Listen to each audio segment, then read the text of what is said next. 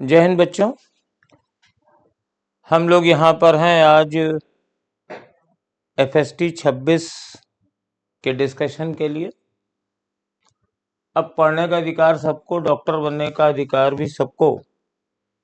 तो doctor Singh sir के तत्वावधान में जिनका ये सपना है कि सबको पढ़ाई मिल सके, सब डॉक्टर बन सकें, किसी को कोई प्रॉब्लम ना हो, तो उनके गाइडेंस में हम लोग अपना डिस्कशन शुरू करते हैं। पहला क्वेश्चन देखिए,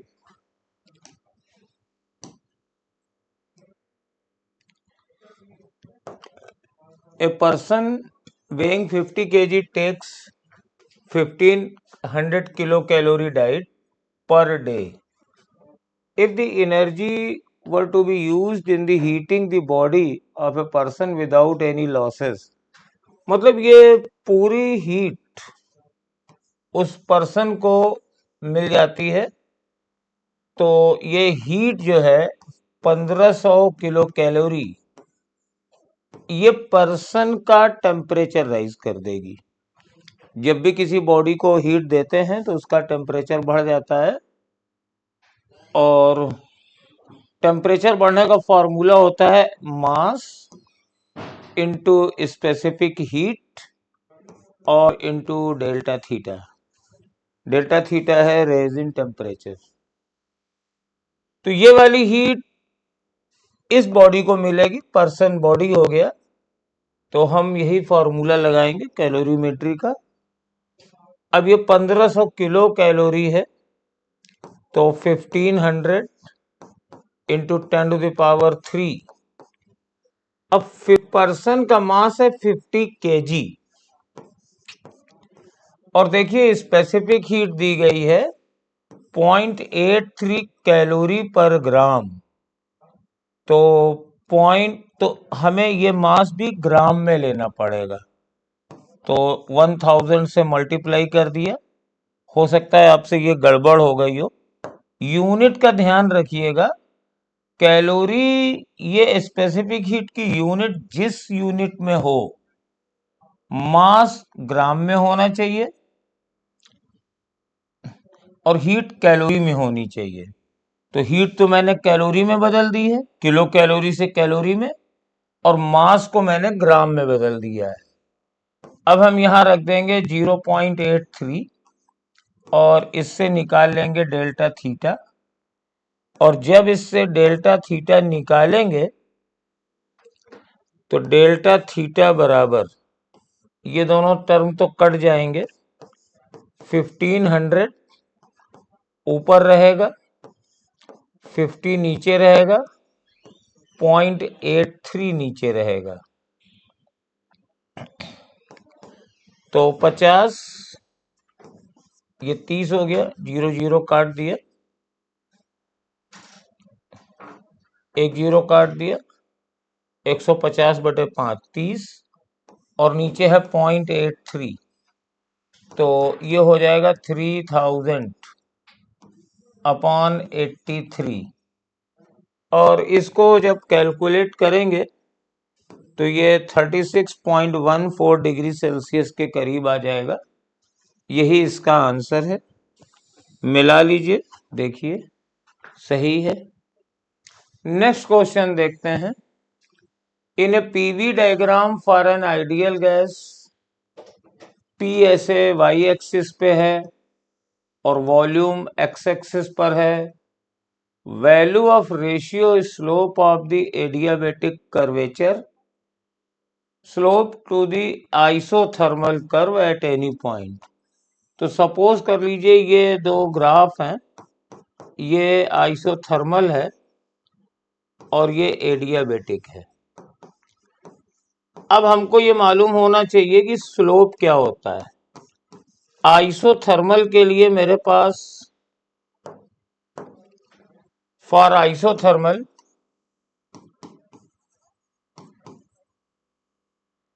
PV बराबर कांस्टेंट होता है, तो इसको डिफरेंशिएट कर दो, dP/dV बराबर D/dt dv of c upon v। हमने लिख दिया है प्रेशर को, ऐसे लिख दिया है प्रेशर को c अपॉन v। अब dp अपॉन dv लिख रहे हैं तो ये हो जाएगा -c अपॉन v स्क्वायर, और c की जगह लिख देंगे -pv अपॉन v स्क्वायर। तो ये स्लोप आ जाएगा -p अपॉन v। इसको वैसे भी याद रखिए, आइसोथर्मल ग्राफ का स्लोप किसी भी पॉइंट पर अगर प्रेशर P है और वॉल्यूम V है तो -p अपॉन v होता है। अब एडियाबैटिक के लिए भी देख लीजिए, एडियाबैटिक कर्व के लिए फॉर्मूला होता है PV की पावर गामा बराबर कांस्टेंट। तो फिर पहले की तरह लिख दिया P equal to C upon V की पावर गामा या C की पावर माइनस गामा। आगे बढ़ते हैं, इधर कर लेंगे। तो स्लोप dP अपॉन dV बराबर, इसको जब डिफरेंशिएट करेंगे तो C माइनस गामा और V की पावर माइनस गामा -1 आ जाएगा। C की जगह लिख देंगे PV की पावर गामा जैसे पहले किया था, और माइनस गामा, और V की पावर माइनस गामा -1। तो माइनस गामा और गामा गामा ये कट गए, ये PV की पावर -1 आया, तो minus gamma P upon V। तो इसका slope minus gamma P upon V है।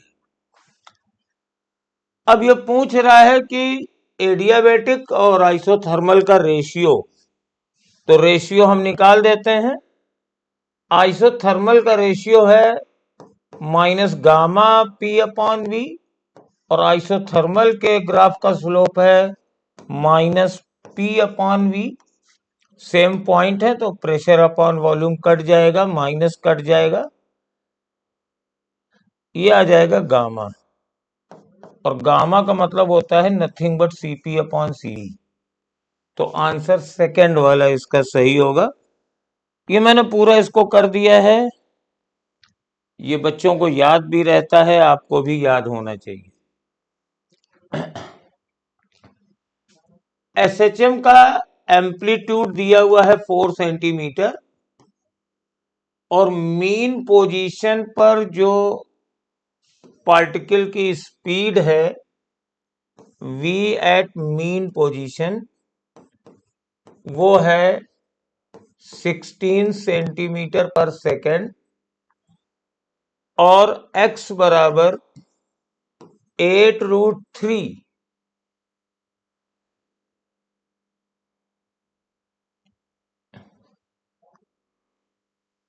और कह रहा है कि जब स्पीड 8√3 है, v बराबर 8√3 सेंटीमीटर पर सेकेंड है, तो पार्टिकल कहां है। तो SHM का फॉर्मूला हम लोग जानते हैं, v बराबर omega √a² minus X square. दोनों के लिए इसको सिंप्लीफाई कर देते हैं। पहले मीन पोजीशन के लिए लिखते हैं 16 बराबर ओमेगा, एम्पलीट्यूड दिया है 4 तो ये 4 का स्क्वायर, और x तो 0 हो जाएगा, मीन पोजीशन का मतलब है x बराबर 0। और अब ये स्पीड है 8√3 ओमेगा, और ये 4 स्क्वायर, और पोजीशन निकालनी है तो एक्स स्क्वायर। मान लिया x पोजीशन पर ये है। अब इसको आप डिवाइड कर दीजिए, 8√3/16, ओमेगा से ओमेगा कट जाएगा, और √4² माइनस 0 भी लिखने की कोई जरूरत नहीं है, और नीचे √a² माइनस एक्स स्क्वायर है, काट दीजिए, ये 2 आ जाएगा। अब ये सब बस सॉल्व करना है, स्क्वायर कर दो 3/4, और इसका स्क्वायर करोगे तो अंडर रूट हट जाएगा, तो 16 4 का स्क्वायर नीचे ए स्क्वायर माइनस एक्स स्क्वायर। और जब इसको हम लोग सॉल्व करेंगे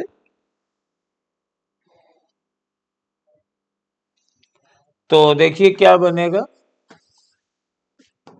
3a square minus 3x square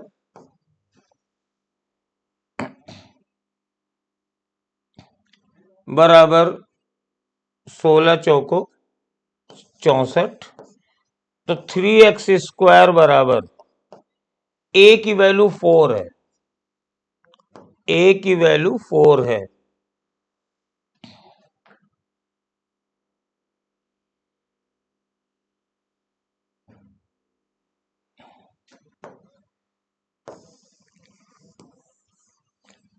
ये कुछ यहाँ पे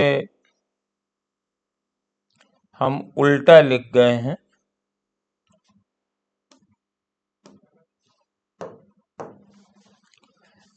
eight root three equal to omega under root 16 minus X square और 16 बराबर ओमेगा और ये अंडर रूट 4 स्क्वायर यानी 16।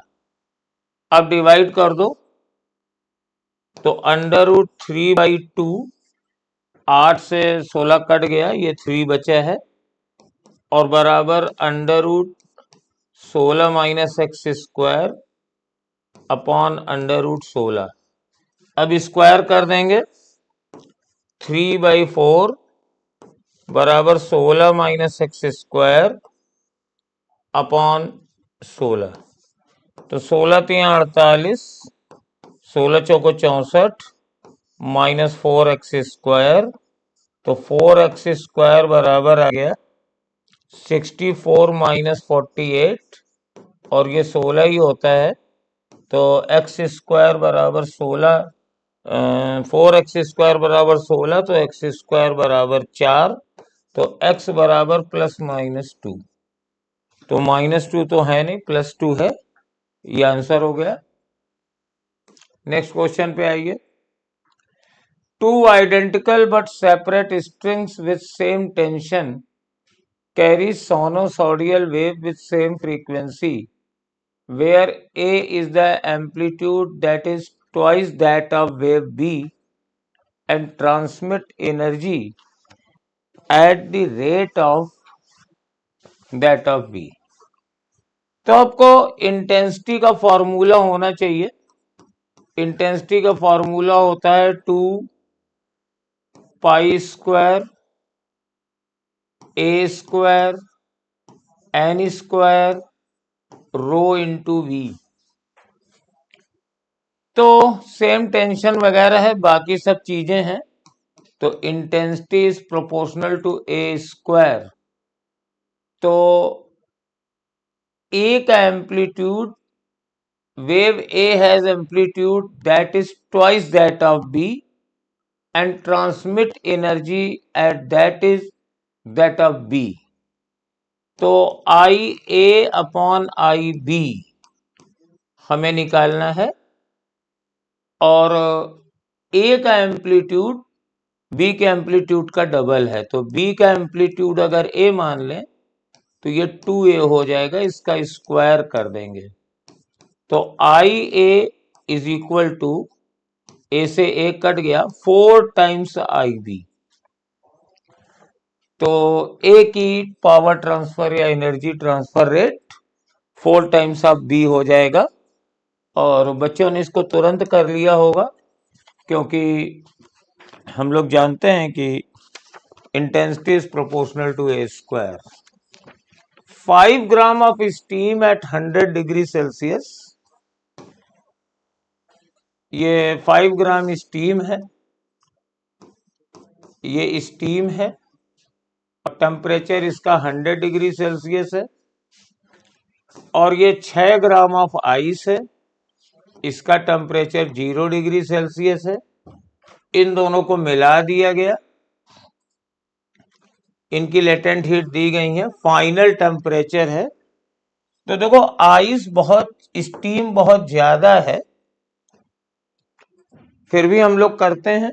स्टीम पहले हीट देगी, स्टीम हीट देके कंडेंस होगी, तो कितनी हीट चाहिए? 5 इंटू 540, ये तो 500, 5 चौको 20, 2700 कैलोरी हीट ये देगी अगर ये पूरी कंडेंस हो जाए।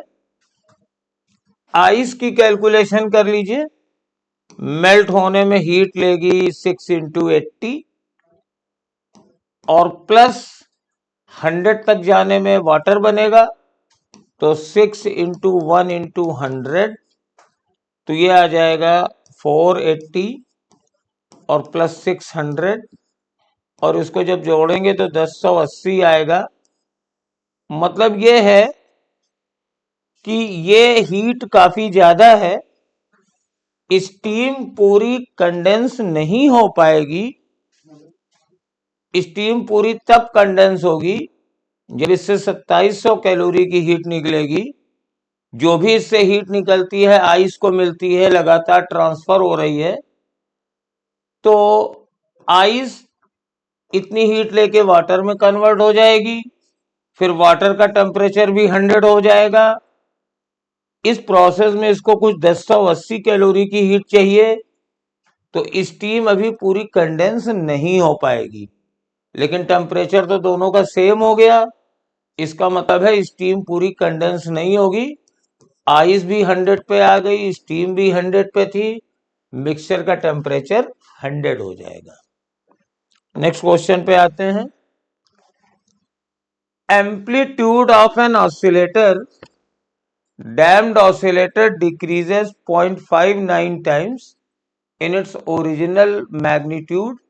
तो डैम्प्ड ऑसिलेटर का एम्पलीट्यूड लगातार हमारे पास डिक्रीज होता रहता है, और A बराबर A नॉट ई की power minus lambda T exponentially decrease होता है। तो 5 सेकेंड में ये हो जाता है A नॉट से 0.9 A नॉट, ये काम 5 सेकेंड में होता है। अब एक्सपोनेंशियल सॉल्व मत किया करिए, कहते हैं इन अनदर 10 सेकेंड। तो ये याद रखिए कि जितना भी एम्पलीट्यूड है ये ए नॉट है, 5 सेकेंड में 0.09 ए नॉट हो गया, तो नेक्स्ट 5 सेकेंड में ये 0.9 ए नॉट से 0.9 टाइम्स फिर हो जाएगा। मतलब हर 5 सेकेंड में यही होगा। अगर ये 10 है तो ये 10 इंटू 0.9 हो जाएगा, 9 बचेगा। अगर ये 100 है तो ये 100 इंटू 0.9 हो जाएगा। तो ए नॉट से 5 सेकेंड में ये हो गया, अगले 5 सेकेंड में फिर 0.9 से मल्टीप्लाई कर दीजिए, और अगले 5 सेकेंड में फिर 0.9 से मल्टीप्लाई कर दीजिए। 0.9 ए नॉट, 0.9, ये यहां पे था, 5 सेकेंड और भी थे, 0.9 और हो गया। तो अब ये कितना हो गया? 0.9, 0.9, 0.9, तो 0.729 ए नॉट हो जाएगा, क्योंकि इसके बाद के नेक्स्ट 10 सेकेंड में वो पूछ रहा है। तो थर्ड इसका आंसर आ जाएगा। सेकेंड नहीं है, ये निशान थोड़ा गलत बना है, थर्ड है। और अगर अगले 5 सेकेंड के बाद करोगे तो फिर 0.9 से मल्टीप्लाई कर दो, ये इसकी खासियत होती है। ये एरर का कैलकुलेशन है, क्वांटिटी पी एरर पी में लिखनी है, तो ये तो सब लोग जानते हैं, इसमें कोई कठिनाई नहीं होती है। Delta P upon P into 100 बराबर आप जानते ही होंगे 3 delta A upon A into 100 plus 2 delta B upon B into 100, power से मल्टीप्लाई हो जाती है, प्लस नीचे है तो उसका फर्क नहीं पड़ता है, मैक्सिमम एरर के लिए पॉजिटिव ही लेते हैं। डेल्टा सी अपॉन सी इंटू 100 और plus delta D upon D into 100, सारी वैल्यूज दी गई हैं। ये तो ए की एरर है 1%, तो 3 इंटू 1 कर दिया। ये बी है, बी की एरर 2% है, तो 2 इंटू 2 कर दिया। ये सी की एरर है, ये 3% है, ये 3 कर दिया। डी की एरर हमने 4% कर दी, तो ये हो जाएगा 3 + 4 + 3 + 4, तो ये 14% आ गई साथ। 4 3 7 3 10, 4 14%, तो पी में बेटा 14% की एरर आ जाएगी।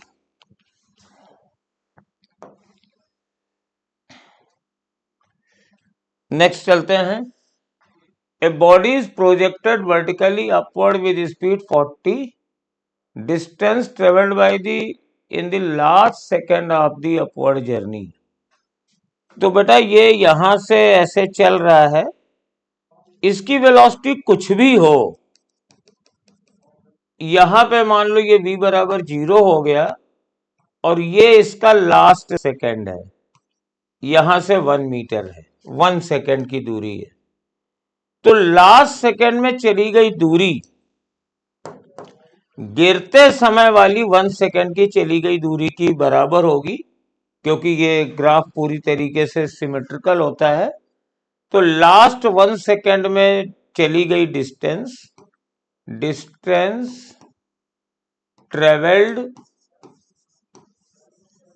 इसको याद भी रखिए, in last T second is equal to in upward journey. Upward journey के लास्ट टी सेकेंड में चली गई दूरी, चाहे वो टी बराबर 1 हो चाहे 2 हो, is equal to distance travelled in first T second of downward journey. जितना लास्ट के टी सेकेंड में ये ऊपर जाएगा, लौटने में पहले टी सेकेंड में उतना ही नीचे आएगा। और ये कैलकुलेट करना ज्यादा इजी है, क्योंकि इनिशियल वेलोसिटी 0 है, एक्सेलरेशन g है, और ये टी स्क्वायर हो जाएगा। यहां आप लास्ट सेकेंड की बात कर रहे हैं, मतलब लास्ट 1 सेकेंड, तो t की जगह 1 रख दीजिए, हाफ 10 इंटू 1 का स्क्वायर, तो आंसर 5 मीटर आ जाएगा। ये पहला आंसर इसका हो जाएगा। ये क्वेश्चन नीट का आया हुआ है, पीवाईक्यू है, उसमें लास्ट टी सेकेंड पूछा था, answer half G T square था, यहां पर वैल्यू रख दी गई है। ये फोर्स लग रहा है और पहले 2 सेकेंड में इंपल्स पूछ रहे हैं, तो सिंपल क्वेश्चन है, इंपल्स बराबर होता है एफ डी टी और T1 से T2। तो मेरे पास F है 24t square minus 8t dt, और फर्स्ट 2 का मतलब है 0 से 2 इंटीग्रेट करेंगे, तो ये बनेगा 24 t cube by 3 minus 8 t square by 2, और आंसर हो जाए, ये 0 से 2 इंटीग्रेट करेंगे तो 8t cube minus 4t square, 0 से 2। अब एक बार t की जगह 2 रख देंगे, तो 8 इंटू 2 का क्यूब माइनस 4 इंटू 2 का स्क्वायर, और इसके बाद जब 0 रखेंगे t की जगह, तो दोनों टर्म 0 हो जाएंगे, तो 8 8 64 हो गया, और 4 4 16 हो गया। आंसर हो जाएगा 48 kg मीटर पर सेकेंड। ये 9th क्वेश्चन है। आइए 10th वाले में आइए, बढ़िया क्वेश्चन है। In the arrangement shown the 2 kg block is held to keep the system at rest. तो यहां पे फोर्स लगा के इसको रोका रखा गया है। तो पहली सिचुएशन में एक्सेलरेशन 0 है, टेंशन T1 मान लीजिए, और ये 3g लग रहा है, और चूंकि ये रोक रखा है तो इसका एक्सेलरेशन 0 है, तो T1 बराबर 3G हो गया। इसके बाद आपने कहा ये सेट कर दिया, फ्री छोड़ दिया, कहा जाओ, तब आप जानते हैं इसका एक्सेलेरेशन और टेंशन निकाल सकते हैं। मान लीजिए इसका एक्सेलेरेशन तब A हो जाएगा और टेंशन T2 मान लेते हैं, तब इसके लिए इक्वेशन बनेगा 3G माइनस T2 बराबर 3 इंटू A, और ये ऊपर जाएगा T2 माइनस 2G, इधर वाला फोर्स 2G साइन 30 होगा, तो 2G साइन 30 बराबर 2 इंटू A। इन दोनों को सॉल्व करके अब T2 निकालेंगे, तो इन दोनों को जोड़ दीजिए या डिवाइड कर दीजिए, जो भी करिए, हमें एक्सेलेरेशन तो चाहिए नहीं, तो चलिए डिवाइड कर देते हैं। तो 3G minus T2 upon T2 minus, देखिए साइन 30 1/2 होता है, तो ये कट जाएगा, T2 माइनस G बराबर 3/2। अब हमें T2 निकालना है, क्रॉस मल्टीप्लाई करिए, 6G माइनस 2T2 बराबर 3T2 माइनस 3G, तो 9G बराबर 5T2, तो T2 बराबर आ जाएगा 9/5 यानी 1.8G। हाँ 1.8G। तो टेंशन घट गया है, तो इंक्रीज वाले ऑप्शन गलत हो गए। डिक्रीज कितना हुआ निकाल लेते हैं, पहले 3G था, बाद में 1.8G था, तो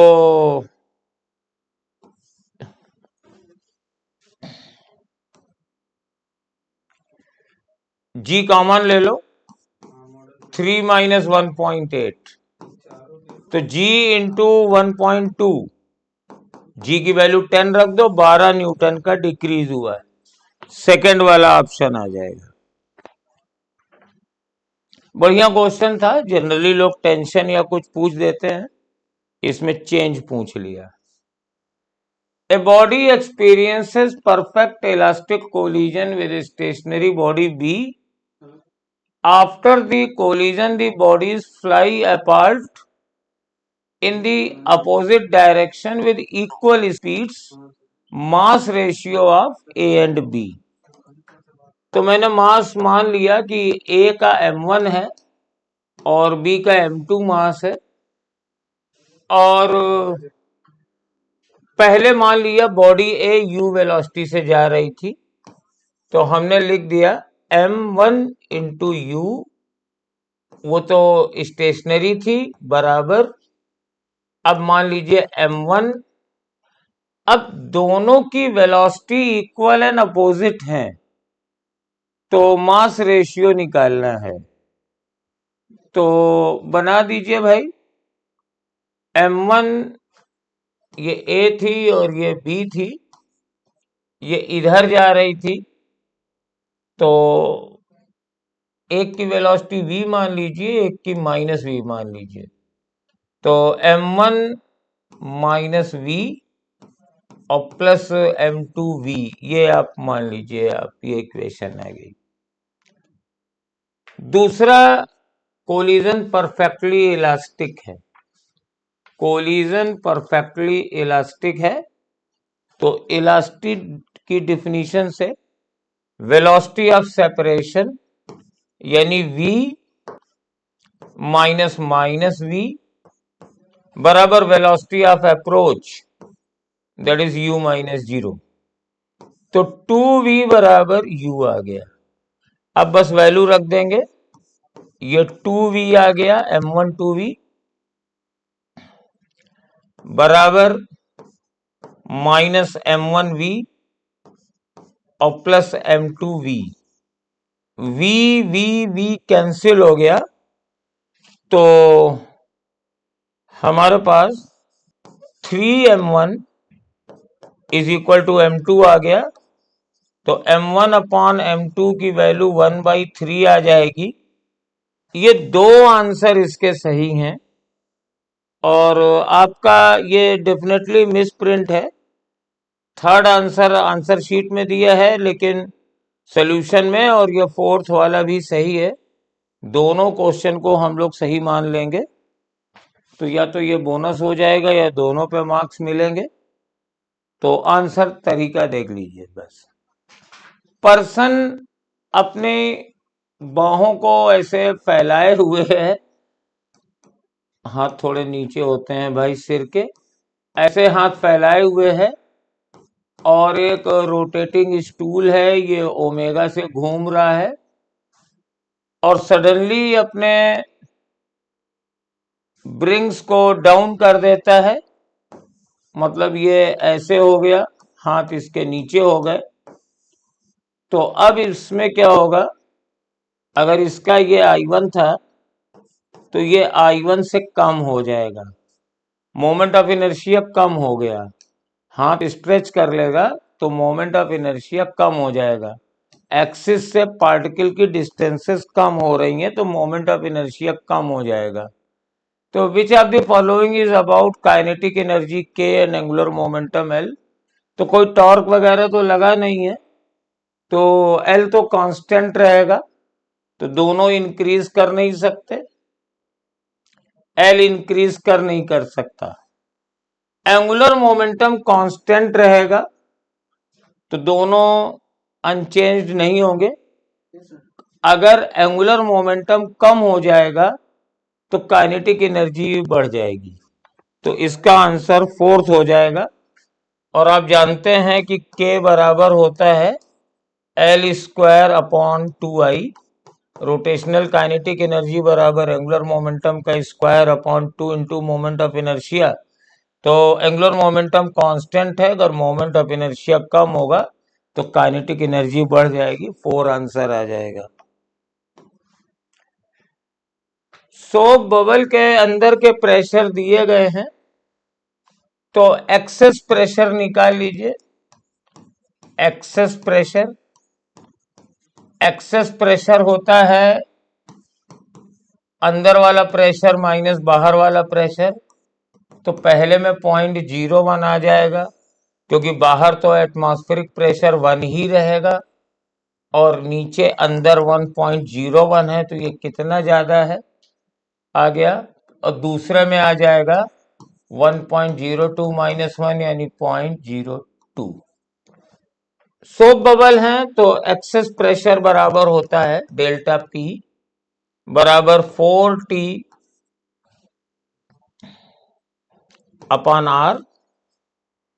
तो एक्सेस प्रेशर का ratio delta P1 upon delta P2 बराबर R2 अपॉन R1। तो R1 अपॉन R2 की वैल्यू आ गई तुम्हारे पास, उल्टा रेशियो आएगा 0.02 अपॉन 0.01। तो ये 2:1 में आ गया। तो इनकी रेडियाइस का रेशियो आ गया है, और वॉल्यूम का रेशियो निकालना है। तो V1 अपॉन V2 बराबर R1 अपॉन R2 का क्यूब आ जाएगा। तो 2/1 का क्यूब, स्फेरिकल बबल है, वॉल्यूम 4/3 पाई R क्यूब हो जाएगा। तो ये 8:1 आ जाएगा। Third question. तो 14वें क्वेश्चन वर्नियर का है, बहुत सारी चीजें दी गई हैं, सब निकालना है। तो देखिए, वर्नियर का मेन स्केल डिवीजन 1 mm है,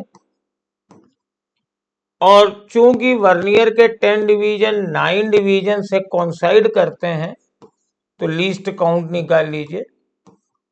ये हो जाएगा S/N यानी 1/10 यानी 0.1 mm। इस फिगर में पढ़िएगा, इसका 8वां खाना कोइंसाइड कर रहा है, और जीरो मेन स्केल जीरो के लेफ्ट में है वर्नियर वाला, यानी निगेटिव जीरो एरर है, तो जीरो एरर आ जाएगी लीस्ट काउंट। जीरो एरर बराबर निगेटिव है तो निगेटिव में रहेगी, into least count multiplied by 10 minus 8। ये ध्यान देने की बात होती है, ये -0.2 हो जाएगी, वो नहीं लेंगे, इधर से लेंगे कितनी की एरर हुई। और रीडिंग मेरे पास आ जाएगी, मेन स्केल रीडिंग देखिए जीरो है, mm में चाहिए, तो ये 11 है, तो 11 प्लस 6 इंटू 0.1 और माइनस माइनस जीरो एरर, तो ये हो जाएगी 11 प्लस 0.6 प्लस 0.2, तो ये 11.8 आ गया। अब कहते हैं कि ये रीडिंग x/10 के बराबर है, तो x/10 बराबर 11.8, यानी x बराबर 118 आ गया। तो फोर्थ आंसर इसका सही है। अब आगे चलते हैं। From the top of A tower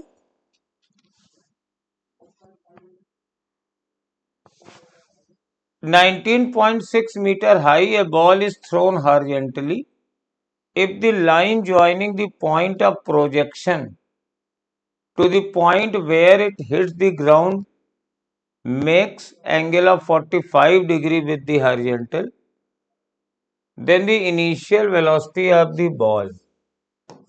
तो ये 19.6 मीटर की हमारे पास वॉट टावर है, और यहां से एक बॉल फेंकी गई यू स्पीड से पैराबोलिक पाथ पर आएगी, यहां पे ये टकरा रही है।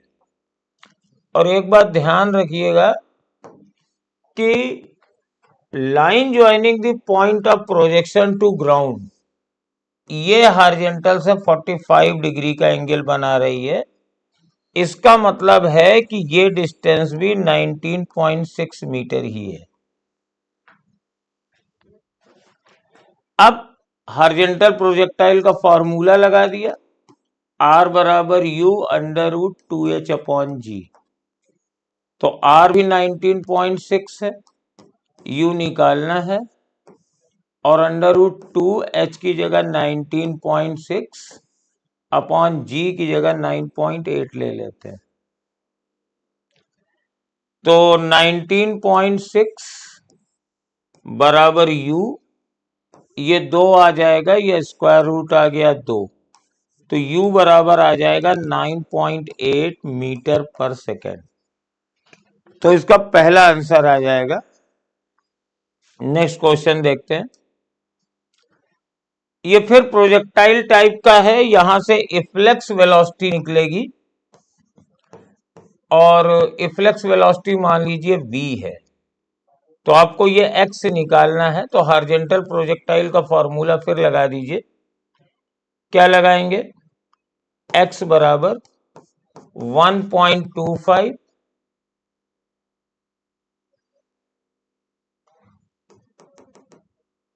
x बराबर u या v, जो भी ये आया है, into under root 1.25 upon g की जगह 10 ले लेंगे। तो x निकालना है और u तुम्हें निकालना है या v निकालना है। तो यहां पर ये दो हैं, दोनों के डायमीटर दिए हुए हैं। इसका डायमीटर दिया हुआ है 8 mm, और 2 mm इसका डायमीटर है। पिस्टन को चलाया जा रहा है 0.25 मीटर पर सेकेंड से, और यहां से निकलने वाले पानी की स्पीड हमारे पास v है। तो ये स्ट्रीम लाइन फ्लो करें A1 V1, तो ये A जो है ना, ये डायमीटर है, तो एरिया इसका स्क्वायर का रेशियो हो जाएगा 8 स्क्वायर इंटू 0.25 बराबर 2 का स्क्वायर इंटू वेलोसिटी। तो ये हो जाएगा 64/4 और ये 2 स्क्वायर है और 0.25 भी 1/4 होता है तो ये v आ जाएगा। तो v बराबर 4 आ गया, तो यहां मैंने 4 रख दिया और देखो ये क्या बनेगा 2.5/10, तो 0 हटा दिया, ये 100 आ गया और ये भी 1/4 हो गया, तो 4/2 यानी ये 2 मीटर की डिस्टेंस आएगी आगे। प्रोजेक्टाइल का रेंज निकालने का बढ़िया क्वेश्चन था ये। चलिए नेक्स्ट में आइए। The force between 2 point charges in air is 900 if the distance between them is increased by 50%। तो increased by 50% का मतलब है अगर ये पहले 100 थी तो अब 150 हो गई है, और अगर पहले ये r थी तो अब ये 3r/2 हो गई है। 50% बढ़ने का मतलब यही है कि उसका आधा और बढ़ा दिया। तो फोर्स था K Q1 Q2/r² और ये 900 था। अब अगर ये डिस्टेंस तुम्हारी 3 गुनी हो गई तो नया वाला फोर्स कितना हो जाएगा K Q1 Q2, यहां 3r/2 लिख दो, तो 9/4r², और ये हमारे पास 900 है, तो 900 गुणे 4/9, तो अब नया वाला फोर्स 400 न्यूटन आ जाएगा। और ये सिंपल यूनिटरी मेथड का क्वेश्चन था। नेक्स्ट क्वेश्चन में आइए। Two identical small conducting sphere carrying a charge Q1 and Q2, Q1 की वैल्यू Q2 से बहुत बड़ी है। The charges are at distance d apart, the force they exert on one another is F1। तो पहले हम F1 लिख देते हैं, तो ये हो जाएगा K Q1 Q2/d²। The force they exert on one another is F1. Two spheres are made to touch one another and then separated to the same distance apart. The force they exert one another is F2. तो अब हमें F2 निकालना है, और ये K है और ये Q1 डैश और Q2 डैश/d² कर दिया है। अब हमें यही Q1 डैश और Q2 डैश की वैल्यू निकालनी है। तो जब आप टच कराते हैं, ये आइडेंटिकल स्मॉल कंडक्टिंग स्फीयर्स हैं, यानी दोनों की कैपेसिटी सेम है। तो मेरे पास जो Q1 डैश बराबर हो जाएगा वो हो जाएगा Q1 + Q2/2। ये आइडेंटिकल है ना, तो यही होता है, दोनों चार्ज बराबर बराबर बढ़ जाएंगे, कैपेसिटी के रेशियो में डिवाइड होते हैं, यानी Q1/Q2 बराबर C1/C2। दोनों आइडेंटिकल हैं तो दोनों की कैपेसिटी बराबर होगी, तो Q1 Q2 बराबर होंगे। तो नॉर्मल केस में यही रहता है, Q1 Q डैश बराबर हो जाएगा Q1 + Q2/2।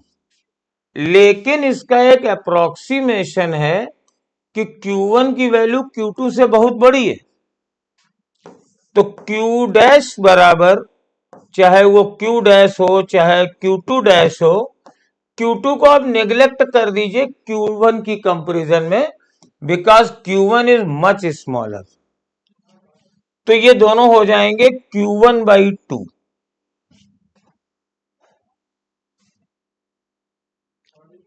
अब डिवाइड कर दीजिए, F1/F2 बराबर K/d² कट गया, Q1 Q2/Q1 dash Q2 dash.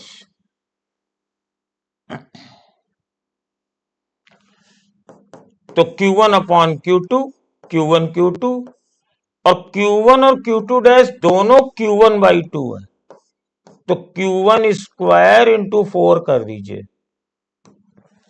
Q1 dash और Q2 डैश दोनों की जगह मैंने Q1/2 कर दिया, तो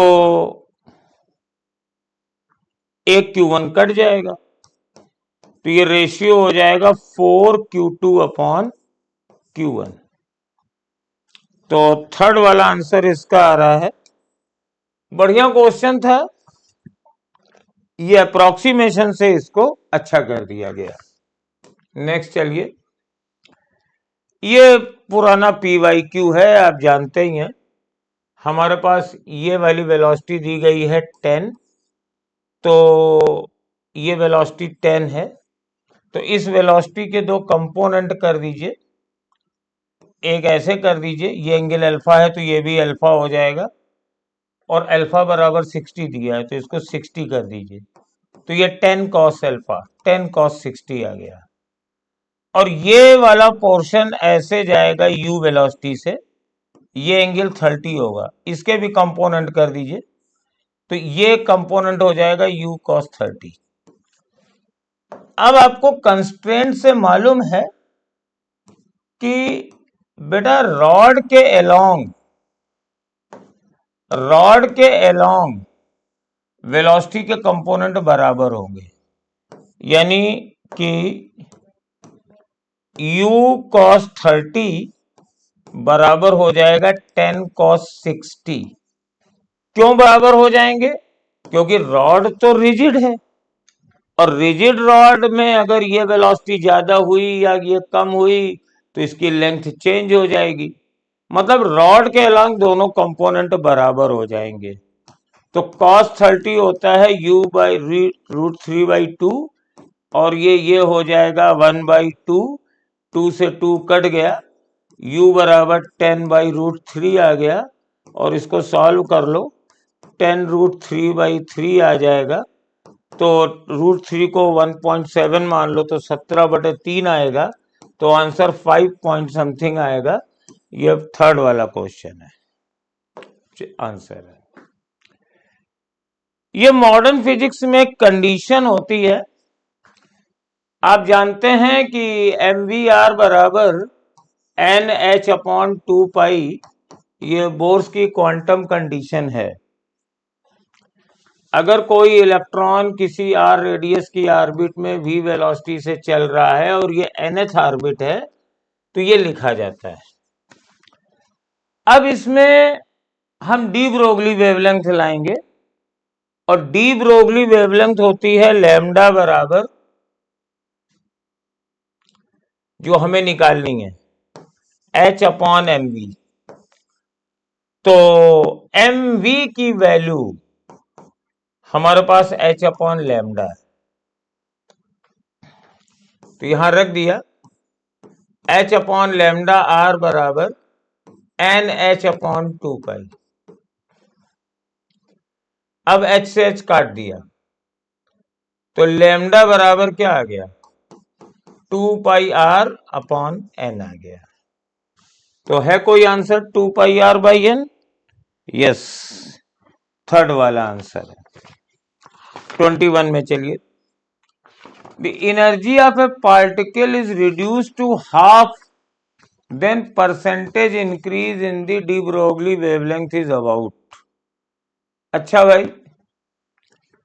तो पहले डी ब्रोगली वेवलेंथ मेरे पास 100 थी, मान लिया परसेंटेज है तो हमने 100 मान ली, और एनर्जी है तो इसको √2me कर दिया। अब ये मान लो 100 + x हो गई, और एनर्जी हो गई √2me/2 आ गई। अब इन दोनों को डिवाइड कर दीजिए, 100 + x/100 बराबर, ये जो E/2 है, ये √2 ऊपर आ जाएगा, तो ऊपर √2 आ जाएगा, बाकी सब कैंसिल हो जाएंगे। ये मैंने यहाँ पे मैनिपुलेशन किया है। ये आपको मालूम है E/2 हो गया, तो इसको ऐसे लिख दिया H√2, नीचे वाला √2 ऊपर ले गया, नीचे √2me कर दिया, और डिवाइड करेंगे तो ये H/√2me कट जाएगा। तो 100 प्लस x बराबर 100 इंटू 1.414, तो ये x बराबर लगभग 41 ये 100 से मल्टीप्लाई करके माइनस कर दो तो 41 करीब % आ जाएगा। फर्स्ट वाला आंसर इसका सही है। नेक्स्ट क्वेश्चन में चलते हैं। फोटो कैथोड्स हैं, फ्रीक्वेंसी F1 F2 है, और kinetic energy V1 and V2 है, मैक्सिमम काइनेटिक एनर्जी। तो आइंस्टीन की फोटो इलेक्ट्रिक इक्वेशन लगाएंगे, कौन सी? K मैक्स बराबर h न्यू -5 होता है। तो पहले लगाएंगे half m V1 square h F1 -5, और दूसरे केस में अब मैक्सिमम वेलोसिटी V2 है, ये फ्रीक्वेंसी F2 है, ये फाई है। इन दोनों को आप माइनस कर दीजिए, तो half m V1 square minus V2 square बराबर h F1 माइनस F2 आ गया। तो V1 square minus V2 square बराबर 2h/m F1 माइनस F2 आ गया। ये पहला आंसर इसका सही हो गया। इस टाइप के क्वेश्चन पहले नीट में लगातार आए थे, जिसमें 2 बार फोटो इलेक्ट्रिक इक्वेशन लगा करके क्वेश्चन दिए जाते थे। दोबारा फिर ये प्रथा चल सकती है, तो काफी कंफर्टेबल रखिए इस इक्वेशन के साथ। चार्ज है और ratio of instantaneous and average current, तो ये Q दिया हुआ है 3t square minus 2t plus 4, तो करंट बराबर होती है I dQ/dt। तो ये हो जाएगा 6t माइनस 2। तो पहले इंस्टेंटेनियस करंट निकाल लीजिए। t बराबर 2 सेकेंड पर हमें करंट निकालनी है, t की जगह 2 रख दीजिए, तो 6 गुणे 2 माइनस 2 यानी 10 आ गया। अगर एवरेज करंट निकालनी है तो t बराबर 0 पे कितनी करंट चार्ज है? खाली 4 है। और t बराबर 2 सेकेंड पर कितना है? तो 3 into 2 square minus 2 into 2 plus 4 है, तो ये हो जाएगा 4 तिहाई 12 माइनस 4 प्लस 4, तो ये हो जाएगा 12। तो डेल्टा Q कितना हुआ? 8 हुआ। और एवरेज करंट कितनी हुई? डेल्टा Q मतलब कितना चार्ज पास हुआ इस टाइम में, तो 12 माइनस 4 Q2 माइनस Q1, तो एवरेज करंट बराबर डेल्टा Q 8 अपॉन टाइम यानी 4 सेकेंड आ जाएगा। तो रेशियो इंस्टेंटेनियस 10 है और एवरेज 4 है, तो 5:2 हमारा सेकेंड आंसर, थर्ड आंसर सही हो जाएगा। चलिए नेक्स्ट आइए। Binding energy of the atoms of element A and B are EA and EB, 3 atoms of element B, तो 3B, इससे एक एटम A बनता है। एनर्जी कितनी रिलीज होगी? बाइंडिंग एनर्जी ऑफ A यानी EA, binding energy of product minus binding energy of reactant, तो ये हमने माइनस कर दिया, तो रिलीज एनर्जी हो जाएगी E बराबर EA माइनस 3EB। तो अब कौन सा सही होगा? इस आंसर में मिला लीजिए, थर्ड ऑप्शन सही है, EA माइनस E बराबर 3EB। इसको इस ढंग से लिख सकते हैं, 3EB बराबर EA माइनस E, तो ये सही हो गया। Graph between capacity and storing charge for a capacitor, तो बेटा Q बराबर होता है CV, लेकिन ये कैपेसिटी है तो चार्ज के साथ कैपेसिटी तो नहीं बदलेगी भाई, इसलिए सेकंड आंसर हो जाएगा वट एवर चार्ज आप कैपेसिटर को दो इसका वोल्टेज बढ़ेगा लेकिन कैपेसिटी थोड़ी ना बदलेगी, इसलिए ये सेकंड ऑप्शन सही है। तो ये पहले 25 क्वेश्चन थे, अब आपको सीपी सर अगले 25 कराएंगे। जय हिंद। नमस्कार, स्वागत है आप सभी का न्यू लाइट नीट में। My self CP Sharma, department of physics. तो बच्चों FST 27 का डिस्कशन, FST 26 का डिस्कशन बच्चों फर्दर कंटिन्यू करते हैं। ठीक है, चलो शुरू करते हैं बच्चों। The n equal capacitor are in series, net capacity in C1। तो बच्चों तो n इक्वल कैपेसिटर हैं, तो बच्चों जिनको सीरीज में कनेक्ट करते हैं। ठीक है, तो n नंबर है, तो C इक्विवेलेंट बराबर कितना आ जाएगा बच्चों, दैट इज C/n।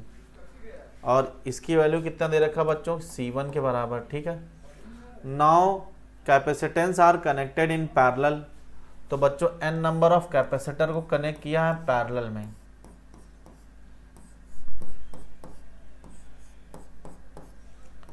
पैरेलल में कनेक्ट किया, n नंबर ऑफ कैपेसिटर है बच्चों, तो n नंबर ऑफ कैपेसिटर हैं, तो C इक्विवेलेंट बराबर क्या आ जाएगा बच्चों, दैट इज NC। तो C2/C1 दे रखा और इसको बच्चों बोला है दैट इज कॉल्ड C2।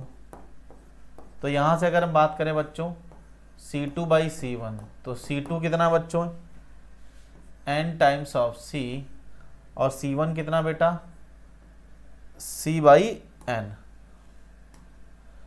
तो C/n, तो C से C कैंसिल बच्चों, बराबर n स्क्वायर। तो n स्क्वायर बराबर बच्चों कितना, 64, तो n बराबर 8। तो बच्चों 26 का फोर्थ ऑप्शन सही है। बहुत ही आसान सवाल था। The angular momentum of electron of hydrogen atom is proportional to बच्चों। तो अगर हम बात करें तो L बराबर क्या होता बच्चों, mv/n, और बच्चों L is equal to NH/2π angular momentum. तो मान लेते हैं बच्चों हाइड्रोजन एटम है, तो उसके चारों तरफ एक इलेक्ट्रॉन चक्कर लगा रहा होगा। तो करते हैं बच्चों that is mv² proportionality check करते हैं, mv²/r बराबर दैट इज kq²/r²। तो ये बच्चों फोर्स लगेगा, तो एक r से बच्चों r कैंसिल, तो v की वैल्यू पुट करते हैं, तो v बराबर आ जाएगा दैट इज kq/m/r। तो यहाँ से अगर हम बात करें बच्चों तो v की जगह पे तो सारा कांस्टेंट होगा, प्रोपोर्शनलिटी पता करनी है, तो ये बच्चों अंडर रूट में आएगा। तो L बराबर मास कांस्टेंट है, प्रोपोर्शनलिटी बच्चों अंडर रूट ऑफ r आया है, और ये बच्चों r है, तो L is directly proportional to under root of r। Angular momentum directly proportional to under root of third option बच्चों। अगला क्वेश्चन बच्चों, क्वेश्चन नंबर 28 एक अच्छा सवाल है। तो क्वेश्चन नंबर 28 क्या बोलता, hollow charge metallic sphere of radius r।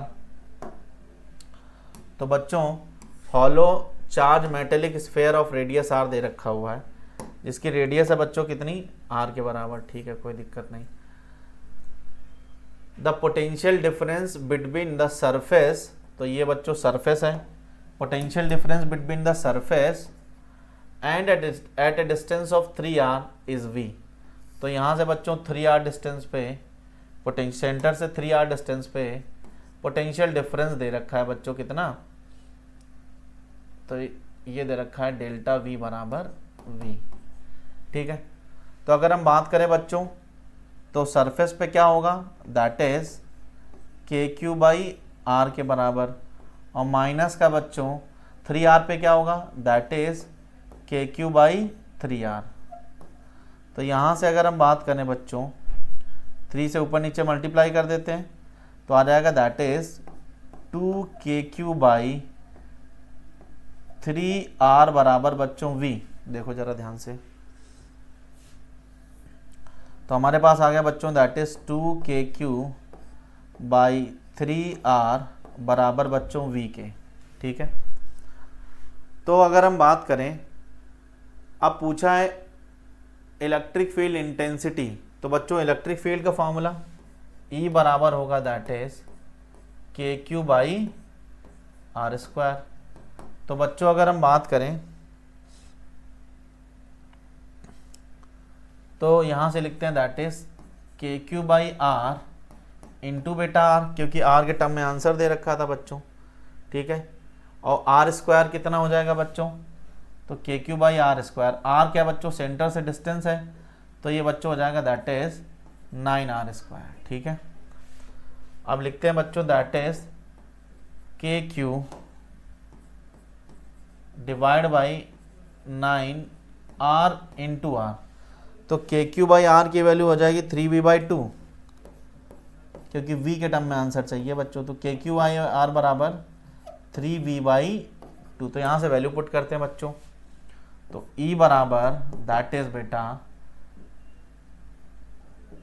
3V by 2 और इंटू बेटा 9R। तो बच्चों 3 जा 9, तो बच्चों E बराबर आ जाएगा that is V by 6R। तो V बाई 6R की बात करें तो बच्चों फर्स्ट ऑप्शन एक अच्छा सवाल था। Question number 28 is a good problem बच्चों। और अब मूव करते हैं, we are moving towards question number 29। तो 29 क्वेश्चन भी एक अच्छी समस्या है बच्चों। तो अगर हम बात करें तो question number 29, the 7 charge of magnitude Q, तो 7 charge of magnitude Q is placed at the vertices of a cube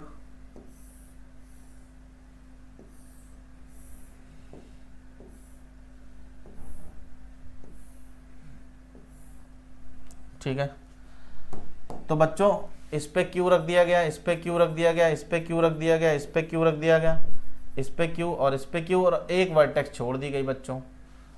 तो सेंटर पे इलेक्ट्रिक फील्ड इंटेंसिटी पूछी है, तो बच्चों बाकी सबकी नेगलेक्ट हो जाएगी, तो इसी की आएगी एक के कारण या इसके अपोजिट वाले के कारण आएगी बच्चों। तो यहाँ से डिस्टेंस कितनी होगी, बॉडी डायगोनल होता बच्चों a√3, तो यहाँ डिस्टेंस होगी a√3 बाई 2। तो इलेक्ट्रिक फील्ड का फॉर्मूला क्या बच्चों, E बराबर that is KQ by R square. तो R स्क्वायर मतलब कितना बेटा, a स्क्वायर और √3 का स्क्वायर 3 और इंटू बेटा 4। ठीक है, तो अगर हम बात करें तो E बराबर एप्सिलॉन नॉट के टर्म में बच्चों 4 पाई एप्सिलॉन नॉट और इंटू बेटा Q बाई 3a स्क्वायर और इंटू बेटा 4। तो 4 से 4 कैंसिल बच्चों, तो हमारे पास इलेक्ट्रिक फील्ड आ गई that is Q divide by 3 pi epsilon not a square. देख लो Q divide by 3 pi epsilon not a square. तो बच्चों फोर्थ ऑप्शन एक अच्छा सवाल था। क्वेश्चन बच्चों FST के हिसाब से पेपर बहुत ही बढ़िया बना हुआ है। ठीक है, FST के हिसाब से पेपर जो है वो बहुत अच्छा बना हुआ है। तो क्वेश्चन नंबर बच्चों 30, क्वेश्चन नंबर 30 की अगर हम बात करें, which one of the following is not expression for the quality factor of RLC resonance.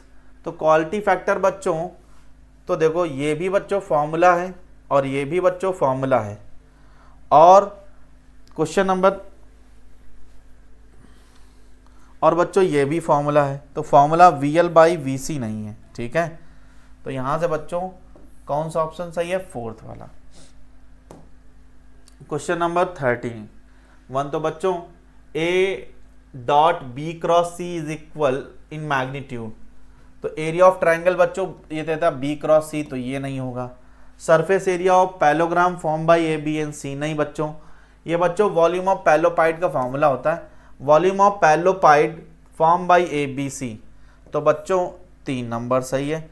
और पैलोपाइड क्या होता है बच्चों, पैरेललोग्राम को थोड़ा सा डिस्टर्ब कर दो एक सरफेस, तो बन जाएगा पैरेललोपाइड। तो बच्चों ये मेमोरी बेस्ड सवाल था जो आपको बच्चों अटेम्प्ट करना था। क्वेश्चन नंबर 31 का बच्चों थर्ड ऑप्शन।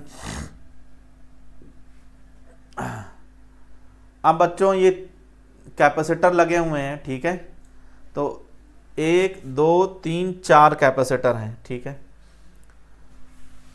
तो C1 की बात करेंगे बच्चों, that is epsilon not A by D, और बच्चों C2 की बात करेंगे बच्चों, तो that is epsilon not A by D by 2, मतलब कितना बच्चों 2। और C3 की अगर हम बात करेंगे बच्चों, that is epsilon not A by D. और C4 की अगर हम बात करेंगे तो C1 बच्चों ये हमारा हो गया, C1 C2 C3 और C4। तो C4 की अगर हम बात करेंगे बच्चों बन जाएगा that is epsilon not A by D. तो बच्चों ये सारे के सारे कैपेसिटर फॉर्म करेंगे तो पैरेलल में आएंगे, तो इन सबको सॉल्व करेंगे बच्चों, that is C1 plus C2 और plus C3, C1 C2 C3 और बेटा C4। तो बच्चों 1 2 3 और 2 5, तो बच्चों आंसर आ जाएगा 1 2 3 3 2 5। तो C इक्विवेलेंट बराबर जाएगा 5 epsilon not A by D, and this is the formula of parallel plate capacitor epsilon not A by D बच्चों। तो यहाँ से अगर हम बात करें तो 32 का बच्चों थर्ड ऑप्शन, 32 का बच्चों थर्ड ऑप्शन, ठीक है। अब बच्चों आगे मूव करते हैं क्वेश्चन नंबर 33। तो 33 भी बच्चों एक अच्छा सवाल है, ठीक है। तो क्वेश्चन नंबर 33, तो क्वेश्चन में क्या दे रखा है, the circuit shown in figure, electrical circuit दे रखा हुआ है बच्चों। The potential difference, potential of point A is taken to be 0, the potential of point B बच्चों। तो अगर हम बात करें तो सर्किट निकाल लेते हैं, ठीक है। तो कितना सर्किट निकालते हैं बच्चों, ए से, यहाँ पर अगर करोगे तो 2 बार लूप लगाना पड़ेगा। तो यहाँ से बच्चों मैं सर्किट निकालता हूँ, तो ये तुम्हारा था और ये था बच्चों, यहाँ से बच्चों 1 एम्पियर की करंट फ्लो कर रही थी, ठीक, ए। और ये बच्चों एक रेजिस्टेंस था, ये पॉइंट तुम्हारा डी था बच्चों, और ये था सी। और यहाँ पर बच्चों 1 एम्पियर करंट जा रही थी, यहाँ पर बच्चों 2 एम्पियर करंट जा रही थी, और यहाँ पर एक बैटरी लगी हुई थी। तो ये बच्चों बी है। तो अगर तुम्हें पोटेंशियल निकालना है, 2 वोल्ट की बैटरी ये है बच्चों, और 1 वोल्ट की बैटरी ये है। तो बच्चों अगर हम बात करें तो सीधे यहाँ से बच्चों स्टार्ट करते हैं, पोटेंशियल लिखना वहाँ तक लिखते हैं। तो ए सी डी बी में KVL लगाते हैं बच्चों। तो यहाँ बच्चों करंट की डायरेक्शन में तो पहले लिखेंगे VA, और प्लस का बच्चों 1, और ये बच्चों 2 है। तो करंट की डायरेक्शन में बच्चों, यहाँ पर करंट की डायरेक्शन इस ब्रांच में बच्चों अपोजिट है, ठीक है। तो यहाँ पर लिखेंगे बच्चों that is +2 VI into R। और यहाँ पर बच्चों देखो करंट की डायरेक्शन में दूर वाला टर्मिनल, तो बच्चों लिखेंगे दैट इज -2 बराबर बच्चों VB। तो ये बच्चों कैंसिल हो गया, तो VA बराबर तो 0 था, तो VB बराबर बच्चों 1 वोल्ट आ जाएगा, +1 वोल्ट। तो +1 वोल्ट की अगर हम बात करें बच्चों तो 33 का फर्स्ट ऑप्शन।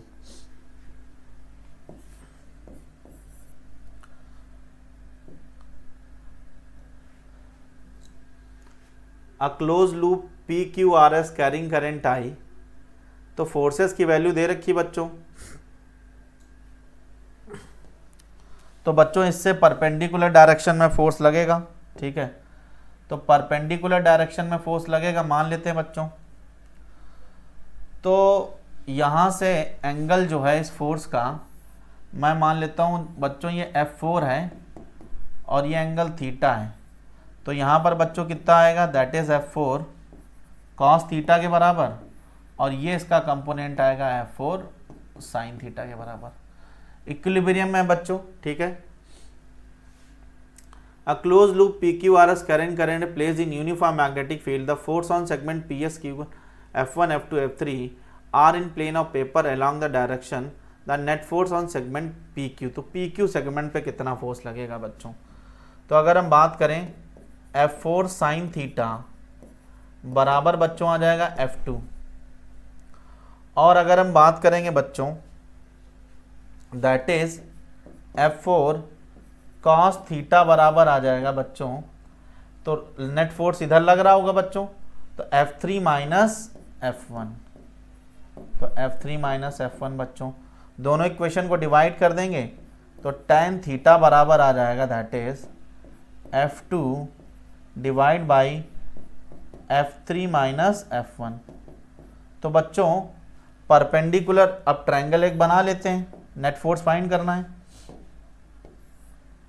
तो परपेंडिकुलर बच्चों क्या है इसमें, तो ये है F2 बच्चों, और दिस इज बेस है बच्चों, बेस है दैट इज F3 माइनस का F1।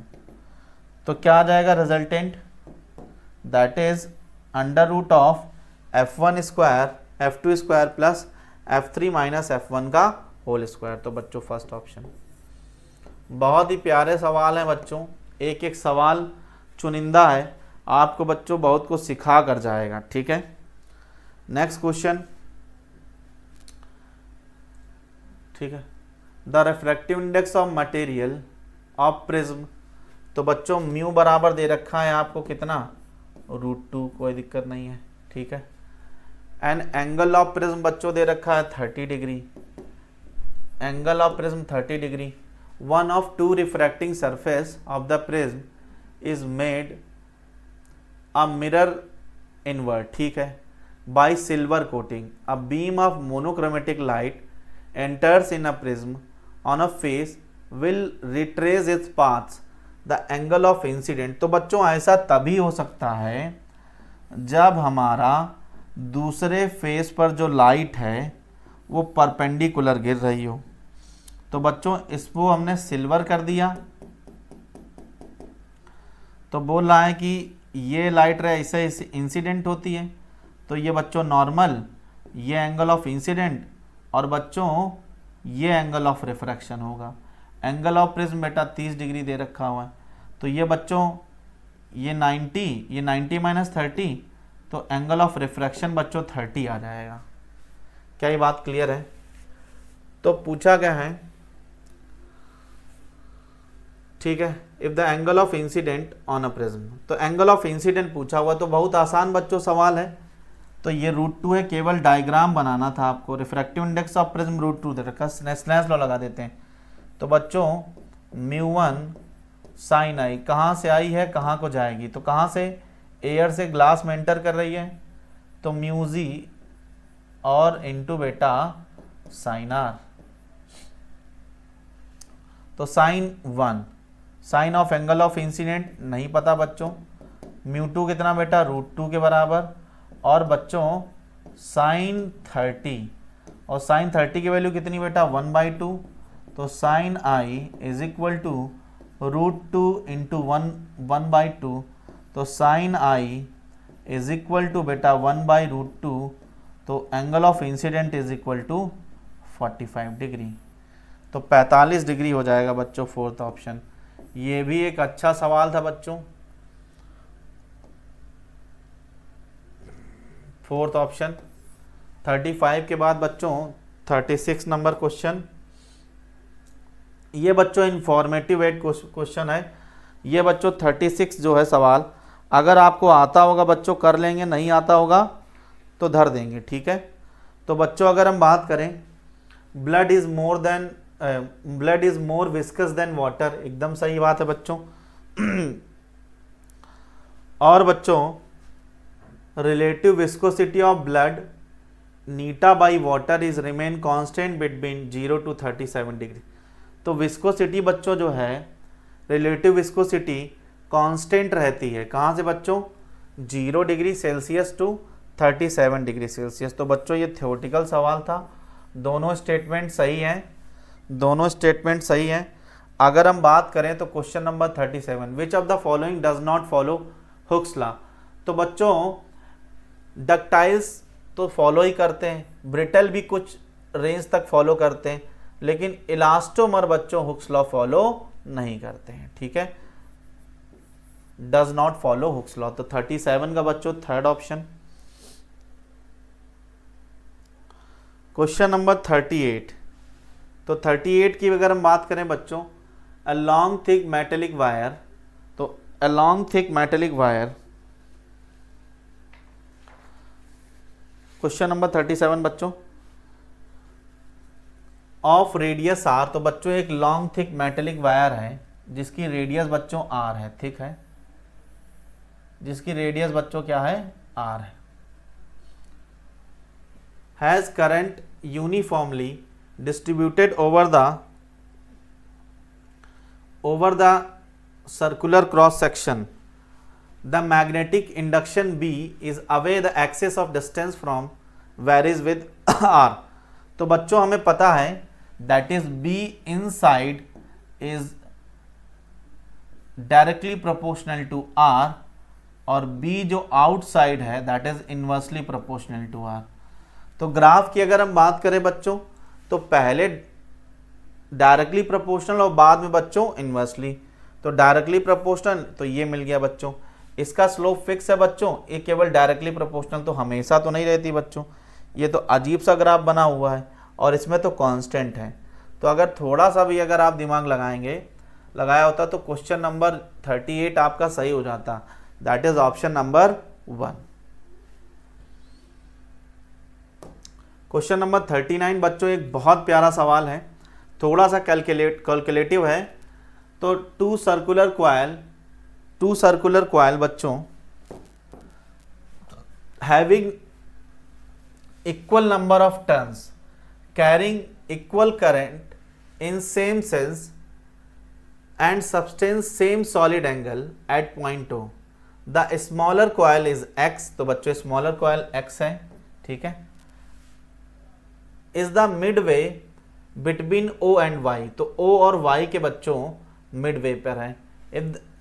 If we represent the magnetic induction B bigger coil Y at O BY and due to smaller coil is BX। तो बच्चों रेशियो पूछा हुआ है, ठीक है।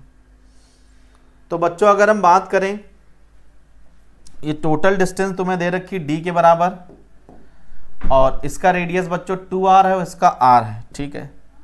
तो दोनों का बच्चों मैग्नेटिक फील्ड लिखते हैं।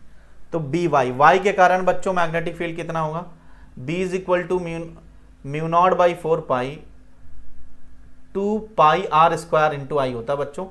तो R की जगह पे रखा 2R, ठीक है, और divide by R square plus x square. तो R स्क्वायर मतलब 2R square plus D square की पावर 3/2। तो BX बराबर mu naught by 4 pi into 2 pi R square into I divide by R square, तो इसकी रेडियस थी R, divide R square plus D square. तो बच्चों तो यहाँ पर आ जाएगा that is D square by 4 into power 3/2। तो बच्चों इसको इधर भेजेंगे, ठीक है, और दोनों को डिवाइड करते हैं। तो बच्चों यहाँ से बन जाएगा 2 2 ज़ा 4, तो ये बन जाएगा, बाकी ये तो कैंसिल हो जाएगा, ठीक है।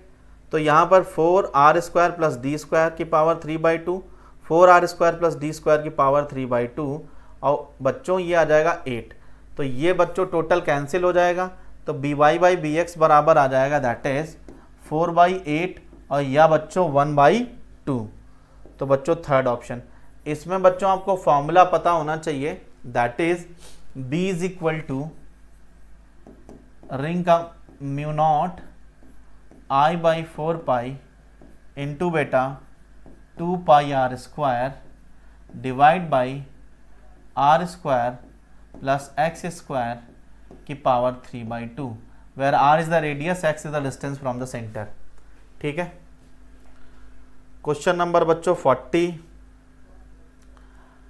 अ cube is made of wire equal length connected to a battery as shown in figure, the side length cube magnetic field at the centre of the cube. बच्चों तो बच्चों अगर हम बात करें ये सिमेट्रिक है, यहाँ से करंट ऐसे जाएगी, यहाँ से करंट ऐसे जाएगी, यहाँ से करंट ऐसे जाएगी, फिर यहाँ से बच्चों ऐसे, फिर यहाँ से ऐसे और ऐसे जाते हुए करंट यहाँ से बच्चों ये डिस्ट्रीब्यूट होगी, फिर ये कलेक्ट होगी, ये डिस्ट्रीब्यूट होगी, फिर ये यहाँ पर जाने के बाद में बच्चों यहाँ से ऐसे कलेक्ट हो जाएगी करंट।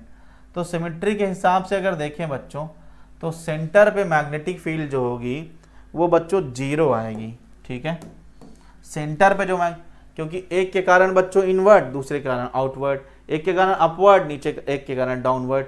तो बच्चों एक ट्रिकी सवाल था और ये 40 question number 3। Next question number 41 बच्चों। तो क्वेश्चन नंबर 41 एक आसान सवाल था बच्चों, और देखिए जरा क्या हुआ इसमें। तो एम्पियर्स लॉ का स्टेटमेंट बच्चों, that is close integration of line integral b dot d l बराबर mu naught times of i, और ये बच्चों आई इनसाइड एम्पीरियन लूप। तो बच्चों देख लेते हैं, डॉट का मतलब बच्चों बाहर और क्रॉस का मतलब अंदर। तो ये बच्चों इनसाइड और ये बच्चों आउटसाइड। तो देखते हैं, तो पहला वायर में बच्चों करंट कितना है 1 एम्पियर, दूसरे में बच्चों 2 एम्पियर और तीसरे में बच्चों 3 एम्पियर, तो आ गया 6। और अंदर साइड करंट कितनी जा रही बच्चों, तो चौथे वायर में बच्चों कितना है, चौथे वायर में है चौथे वायर में बच्चों 1 एम्पियर और पांचवें वायर में 4 एम्पियर, तो बच्चों टोटल 5। तो नेट करंट अगर हम बात करें तो आई नेट बराबर आ जाएगा बच्चों, दैट इज 6 माइनस का 5 बराबर 1। ये बच्चों एम्पीरियन लूप के बाहर है, तो क्या हो जाएगा बच्चों, that is mu naught into I inside, तो ये बच्चों 1 हो जाएगा। ठीक है, the value of integral line be around the dotted close path, तो बच्चों कितनी हो गई बच्चों, म्यू नॉट। क्वेश्चन नंबर बच्चों 43, silicon and copper cooled at temperature बच्चों, तो दो तरीके के हैं। सिलिकॉन बच्चों एक सेमी कंडक्टिंग मटेरियल है,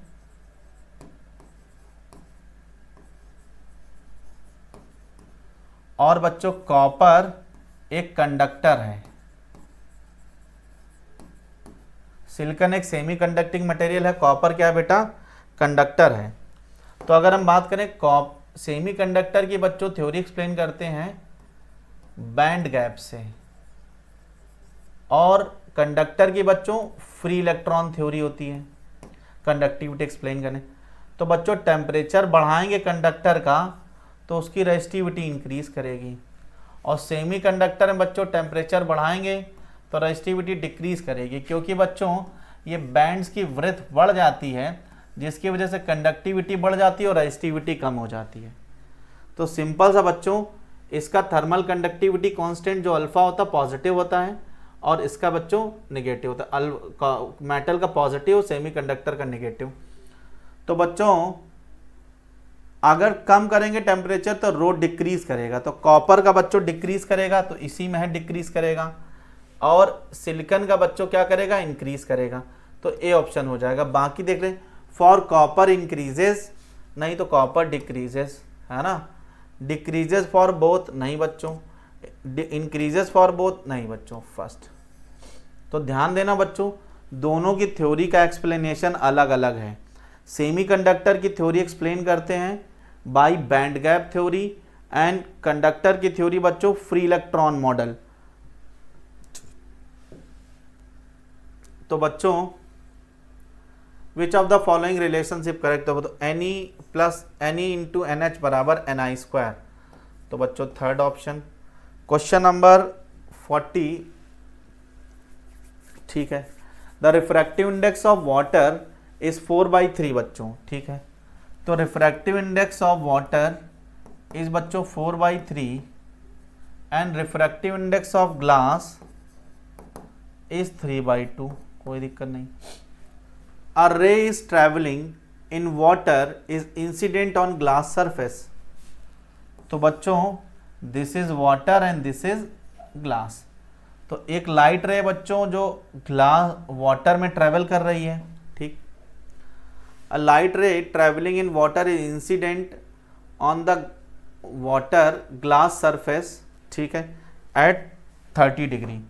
तो बच्चों एंगल ऑफ इंसिडेंट यहाँ से दे रखा हुआ 30 डिग्री, कोई दिक्कत नहीं।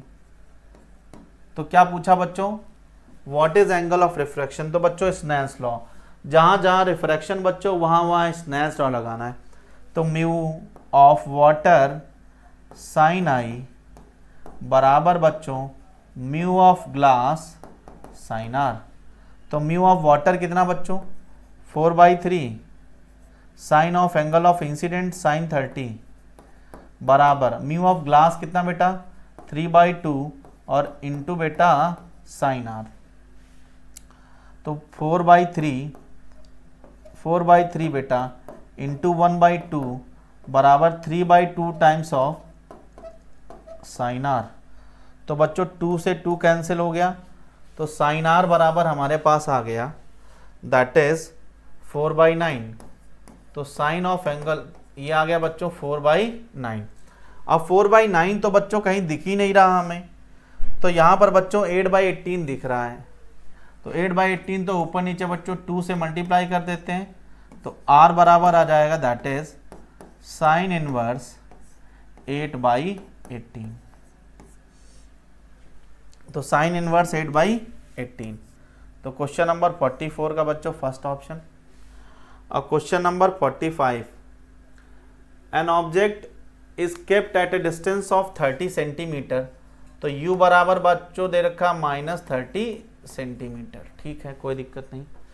u बराबर -30 centimetre from a concave mirror the image is form at a distance of 10 centimetre. तो v बराबर बच्चों कॉन्केव मिरर है, तो इसको -10 सेंटीमीटर मान लेते हैं, ठीक है। इफ ऑब्जेक्ट इज मूव, तो वेलोसिटी ऑफ ऑब्जेक्ट दे रखा हुआ है 9 मीटर पर सेकेंड, ठीक है। तो इमेज वेलोसिटी, तो बच्चों फॉर्मूला डिफरेंशिएट करके निकाल सकते हैं। वी आई बराबर वी ओ, तो बच्चों v o into m square. तो बच्चों साइन नहीं दे रखा है, तो अपन साइन अब ले भी नहीं रहे। तो v बराबर 9 इंटू, तो मैग्निफिकेशन क्या होगा माइनस का v/u। तो v कितना बेटा 10 और u कितना बेटा 30 का स्क्वायर बच्चों क्या रहेगा 9 इंटू 100/300। तो बच्चों ये कैंसिल ये कैंसिल, तो दैट इज माइनस का v/u।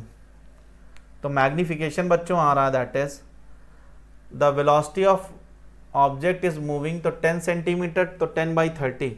तो स्क्वायर नहीं करेंगे, करेंगे तो 3 का स्क्वायर बच्चों 900। तो 2 0 कैंसिल, 1 1 कैंसिल बच्चों। वेलोसिटी ऑफ इमेज आ गई 1 मीटर पर सेकेंड।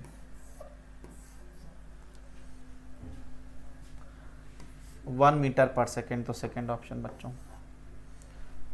अच्छा सवाल था, लेकिन बच्चों ऐसा सवाल पूछा नहीं जाता है क्योंकि अपने में तो प्लेन मिरर की वेलोसिटी नहीं है बच्चों, तो ये तो स्फेरिकल मिरर की वेलोसिटी है, ठीक है ना। कोई दिक्कत नहीं, फॉर्मूला लेकिन याद होना चाहिए।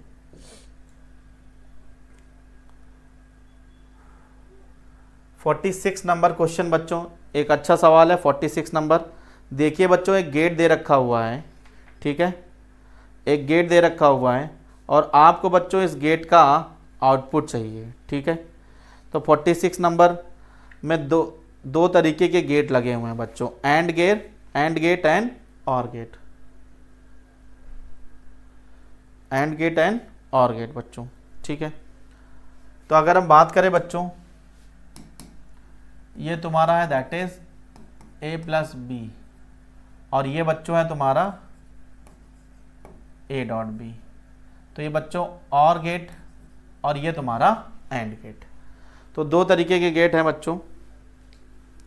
अब इनका एक्सप्रेशन सॉल्व करते हैं। तो बच्चों यहाँ से जब सप्लाई किया गया तो ये बच्चों यहाँ पर पहुँचा कितना, दैट इज a+b और यहाँ पर क्या पहुँचेगा a.b का बार। अब ये दोनों बच्चों जुड़ जाएंगे तो क्या होगा, that is a.b bar plus का बच्चों a+b, ठीक।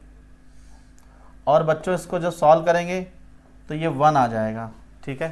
तो 46 की अगर हम बात करें तो बच्चों 46 का फर्स्ट ऑप्शन, चेक करें बच्चों, 46 का बच्चों फर्स्ट नहीं थर्ड 1। तो क्वेश्चन नंबर बच्चों 47, एनर्जी स्टोर इन इंडक्टर का कॉन्सेप्ट है बच्चों। तो इंडक्टेंस दे रखा बच्चों 100 milli henry, coil carries a current 1 ampere, energy store, तो I बराबर बच्चों दे रखा है 1 एम्पियर, तो एनर्जी स्टोर बच्चों दैट इज हाफ LI²।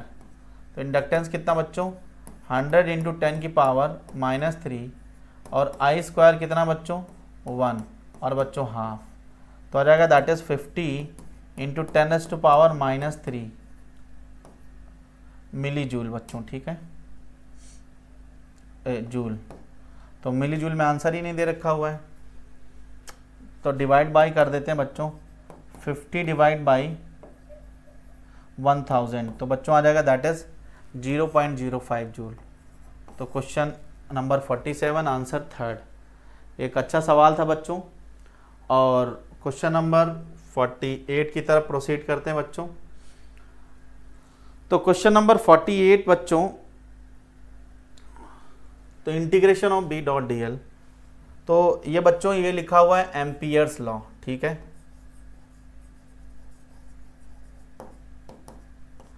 और उसी का मॉडिफाइड वर्जन है ये। ठीक है, तो फैराडे लॉ है, एम्पियर्स लॉ, तो सीधे तो एम्पियर्स लॉ लिखा नहीं बच्चों, ये modified form of Ampere's law है ना, गॉस लॉ है बच्चों। ठीक है, थर्ड ऑप्शन थोड़ा सा दिमाग लगाना था बच्चों और इसको आप सॉल्व कर लेते हैं। Question number 49, diffraction is sure indication of wave nature. ठीक है, only transverse wave can be diffract. तो बच्चों 49 नंबर, तो बच्चों केवल diffraction of the source indicate the wave nature, बिल्कुल सही, स्टेटमेंट 1 सही है बच्चों। Only transverse wave can be diffract, तो डिफ्रैक्शन का मतलब क्या होता है बच्चों, बैंडिंग ऑफ द लाइट। तो बच्चों अगर हम बात करें तो ये शार्प एजेस की तरफ, कॉर्नर की तरफ बच्चों लाइट क्या होती है, बैंड हो जाती है, चाहे अवे फ्रॉम, चाहे दूर की तरफ और चाहे पास की तरफ बच्चों। ठीक है, तो डिपेंड करता है कि हमारा स्लिट कैसा है। ठीक है, तो ये तो बच्चों साउंड भी करता है, अगर साउंड करे तो साउंड स्ट्रेट में चले, अगर मैं बोलूँ तो टेबल के नीचे बैठे हुए आदमी को कुछ दिखाई ना पड़े बच्चों, तो ट्रांसवर्स वेव नहीं करते, लॉन्गिट्यूडनल। तो स्टेटमेंट 1 इज करेक्ट, तो बोथ स्टेटमेंट 1 इज इनकरेक्ट बच्चों, गलत है। Statement 1 is correct, statement 2 is incorrect बच्चों, सही है। द स्टेटमेंट 2 इज करेक्ट, नहीं, बोथ स्टेटमेंट आर करेक्ट बच्चों, ये भी गलत है। तो ये हो जाएगा बच्चों 49 का सेकेंड ऑप्शन। और लास्ट क्वेश्चन बच्चों, क्वेश्चन नंबर 50। तो अगर हम बात करें बच्चों gravitation potential of uniform solid, तो gravitational potential of uniform solid sphere, gravitational potential at the centre बच्चों दे रखा हुआ है, तो that is GP, gravitational potential at centre दे रखा हुआ है -15 जूल पर kg। ठीक है, what will be the potential at the surface of sphere, तो सरफेस पर कितना होगा बच्चों, तो सरफेस पे कितना होगा, तो अगर हम बात करें बच्चों सरफेस पे कितना होगा पोटेंशियल, तो सेंटर पे बच्चों होता है दैट इज